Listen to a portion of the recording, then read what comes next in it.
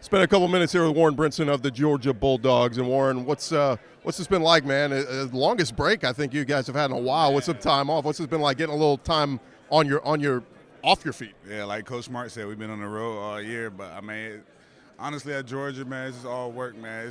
You don't really look at it as a break; you just look at it as a recovery period, just to get your body ready for the next step, man. Every day we had off, I was still in the facility getting my body right, going into the training room, doing things, recovering. So I look at it as a long recovery period just to get my body ready for the next little haul we got.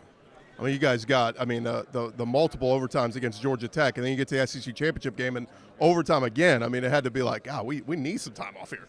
I mean, yeah, that Georgia Tech game was one for the ages, man. I seen a post on Instagram where they were talking about it's the second best game of the season, man. I've never played in overtime, and for that to be my first overtime experience, it was amazing, man. And it was crazy to come out on top because every play it was like you're on the edge of your seat.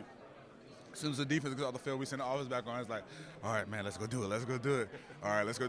They messed up. Let's go do our job again. We messed up. Offense go get us back. So it was a back and forth game, man.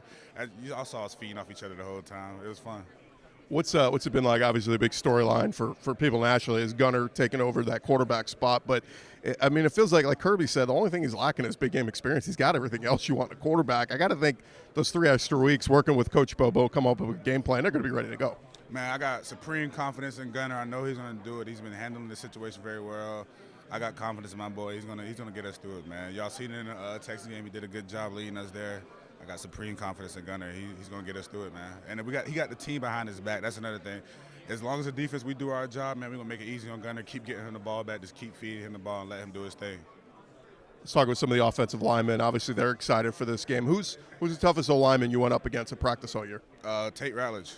I can't. Tate Ratledge, man. Tate Ratledge. Best offensive lineman I ever played, Tate Ratledge. He almost looks even better after the foot thing. Yeah. Man, it's actually insane how he still has the same pop and strength that he had before, man. I thought when he had his little injury, I was going to get a little break getting this going against him. But he came back stronger and better, man. But Tate Ratledge, he works me every day. He's an All-American, very deserving of it, and, man, it shows in practice, man, for sure.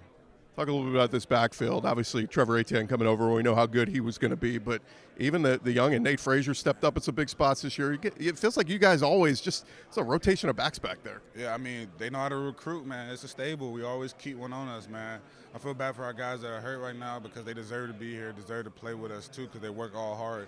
I mean, I'm proud of Nate Frazier. I'm happy that Trevor came for us because he could have went anywhere in the country. He chose to come here, man. It's a blessing to have a guy like Trevor Etienne in that backfield. He's a great running back and a great leader on this team, too. Like, he stepped into the role very amazingly.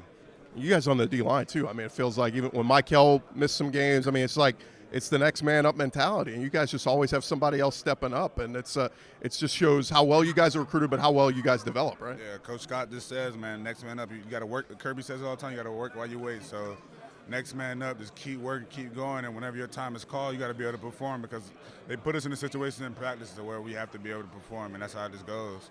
That's why people are able to go out there and just perform and play at a high level because the people we play in practice is a lot harder than the games, man. They make it harder on purpose just to prepare us for the games and prepare our young guys. They're going against one of the best offensive lines in the country every day, so it's just a good thing to do. Who's the toughest guy on that D-line? You can include yourself. Toughest guy on the D-line, probably probably Joseph Jr., man. He has a lot of resiliency, man. And he always keeps a smile on his face. Being a freshman, going through these injuries that he's had, and be able to come up here every day and keep a smile on his face, he's one of the toughest guys just for me seeing that. All right, real quick scouting report on Notre Dame. What have you seen from them offensive? It seemed very balanced, right? Yeah, they're a balanced team, but, the offensive line leads the way from them. They lead the way for them. They're a very physically based team. I heard that they don't get off the bus until the offensive line gets off the bus, so that's a great thing, man. It's going to be a great matchup. They have a really good team, really good running backs, really good culture that they have over there. And I watched the Indiana game. They're a physical team, so it's just physicality meets physicality and made the best man win. Seeing all those games in the snow last weekend, is it nice y'all get to play in a dome here? Oh, yeah, I don't want to play in no snow, man. I hate the cold, man. It's actually kind of crazy playing in the cold, bro. I can't do it. I can't do it. Yeah, I mean, it shows how big winning the SEC. I mean, you want to win the SEC no matter what, but the reward was getting that bye week and not having to play in those atmospheres. Not having to go up there, man. That's the best part about it, man. We're blessed and fortunate to not have to play in the cold. We get the dome, and hopefully if we win it, we get to go to Miami, man. All right, last thing, when Warren Brinson's not playing football, what are you doing? So what? When you're not playing football, what are you doing? Man, I'm probably even playing Warzone, or I'm watching YouTube, or I'm looking at my Coinbase trying to make sure my crypto's in the right place, or looking at some stocks, man, trying to get my money in order. When you're on YouTube, search Locked On SEC, all right? Got you, man. Appreciate y'all. Or thanks for the time. Best of luck. Yes, sir. Go Dogs. All right, more right after this.